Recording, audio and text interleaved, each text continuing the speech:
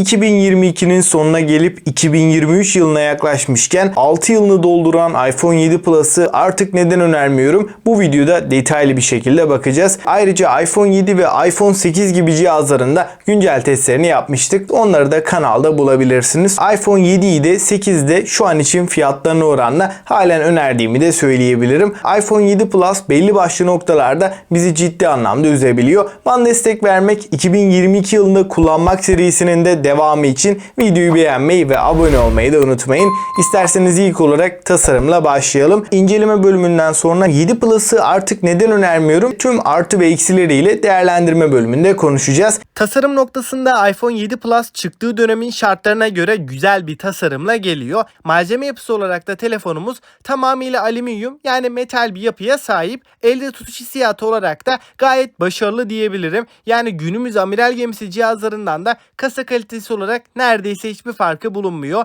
Bu fiyata alabileceğiniz en premium cihazında 7 Plus olduğunu belirteyim. Ekran kasa oranı olarak iyi seviyede olmasa da bu tasarımı seven bir kitle de var. Yani bu klasik Apple tasarımını sevenlerdenseniz sizin için bu kalın çerçeveler problem olmayabilir. IPS LCD panelle gelen 5.5 inç boyutunda Full HD çözünürlüğe sahip 401 ppi piksel yoğunluğunda gayet keskin net görüntüler sunabilen kaliteli bir ekran önümüze çıkıyor ve ek olarak ekranımız DCI-P3 renk uzayının %100'ünde kapsıyor. Bu ne demek oluyor derseniz, ekran çok geniş bir renk yelpazesine sahip olduğu için renk tonlarını gayet iyi bir şekilde ayarlayabiliyor. Parlaklık oranı olarak da 7 Plus'ın ekranı 625 nit seviyesine ulaşabiliyor. Bu değerle güneş ışığı altında da çok fazla bir görme zorluğu yaşamıyoruz. Yani çoğu ortam için bu ekranın parlaklığının yeterli olduğunu belirtebilirim. Şimdi ekrandan iPhone 7 Plus'ın en iddialı olduğu alana, yani kamera tarafına geçelim. Arka tarafta yan yana dizilmiş ikili kamera sistemini görüyoruz. Her iki kameramız da 12 megapiksel değerinde. Ana kameramız f1.8 diyaframa sahipken ikinci kameramız f2.8 telefoto kamerası.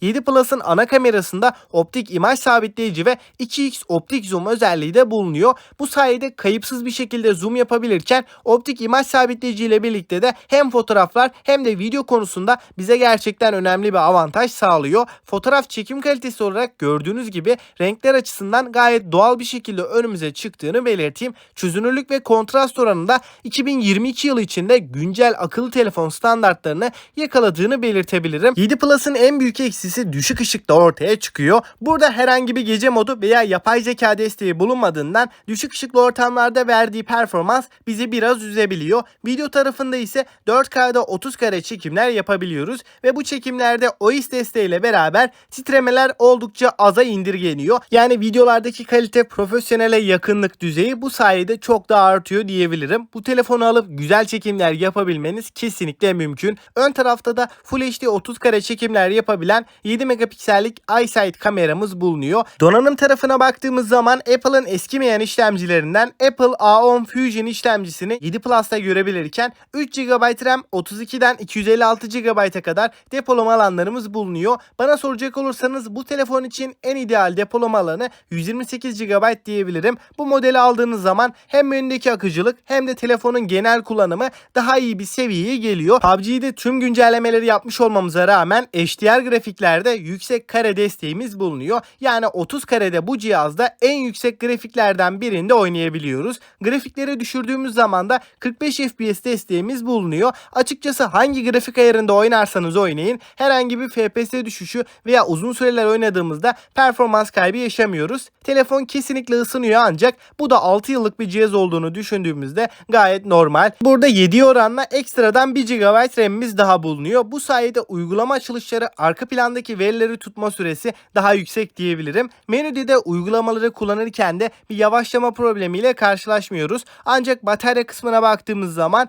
2900 mAh'lik bir batarya bizleri karşılarken herhangi bir hızlı şarj desteğimiz bulunmuyor. 7 Plus'ın bu bataryasını en iyi ihtimalle 2,5-3 saat arasında doldurabiliyoruz. Batarya performansının da iyi olduğunu maalesef ki söyleyemem. Ortalamada 4-4,5 saatlik ekran sürelerini görebilmemiz mümkün. Bu da günümüz standartlarının bayağı aşağısında diyebilirim. Kamera ve performans kısmına oranla batarya konusunda 7 Plus'ı beğenmediğimi söyleyebilirim. Eğer birinci önceliğiniz batarya ise 7 Plus'tan uzak durmanız gerekiyor. Güvenlik seçeneklerine baktığım zaman da Home tuşuna entegre Touch ID sensörünü görebilirken bu parmak izi okuyucunun gayet hızlı bir şekilde çalıştığını çalıştığını da belirteyim. Kesinlikle bizi bekletmeden ekran kildinden hızlıca kurtulabiliyoruz. Hoparlör konusunda ise 7 Plus stereo hoparlörleri bünyesinde barındırıyor. Bu hoparlörler her anlamda işimizi görecek düzeyde. Oyun oynarken de güzel bir deneyim veriyor. Film izlerken veya müzik dinlediğimiz zaman da seslerdeki doygunluk ve yüksekliği açısından gayet yeterli. Yazılım tarafında ise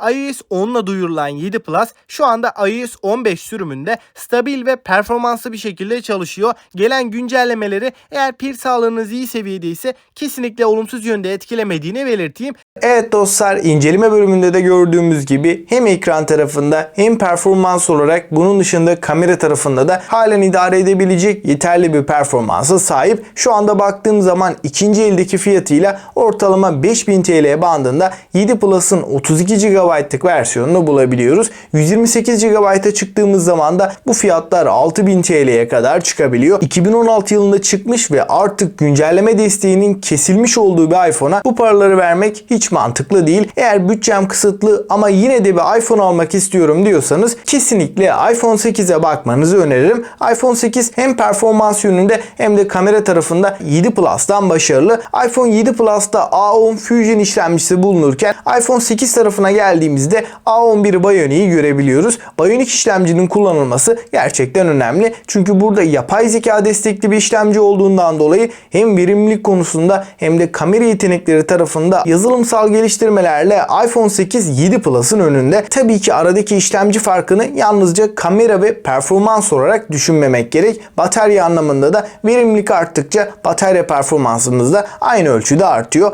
iPhone 8'de daha küçük bir batarya kullanılmasına rağmen 7 Plus'tan daha iyi bir batarya ömrü sunduğunu da söyleyeyim. Yani iPhone 8 alarak hem uzun ömürlük kamera, performans ve batarya anlamında daha iyi bir cihaz almış oluyoruz. Eğer 4.7 inçlik ekran boyutu benim için yeterli değil diyorsanız 6000 TL bantlarında 7 Plus'ın 128 GB'lık versiyonu yerine iPhone 8 Plus'ın 64 GB'ına bakmanızı öneririm. Çünkü 7 Plus'la 8 Plus arasında çok da bir fiyat farkı yok. 7 Plus son zamanlarda hem yenilenmiş olarak hem de ikinci el tarafında garip bir şekilde yükseldiğini söyleyebilirim. Bence artık alınabilirliğini kaybetmiş durumda. Ama buna rağmen halen fazlasıyla satılıyor. Şu an için bir iPhone 7 Plus alırsanız da sizi kesinlikle üzmez. Ama dediğim gibi fiyatını hiçbir şekilde hak etmiyor. 7 Plus yerine 8 veya 8 Plus'a bakmanız veya Android tarafında Realme 8 veya Redmi Note S gibi fiyat performans cihazlara bakmanızı öneririm. Peki siz 7 Plus ile ilgili ne düşünüyorsunuz? Bunun dışında halen bir 7 Plus kullanıcısıysanız deneyimlerinizi yorumlarda yazmanız çok faydalı olacak. 2022'de kullanmak serisinin bir sonraki konu hangi telefon olsun? Görüşlerinizi bekliyorum. Bir sonraki video kadar kendinize iyi bakın. Hoşça kalın.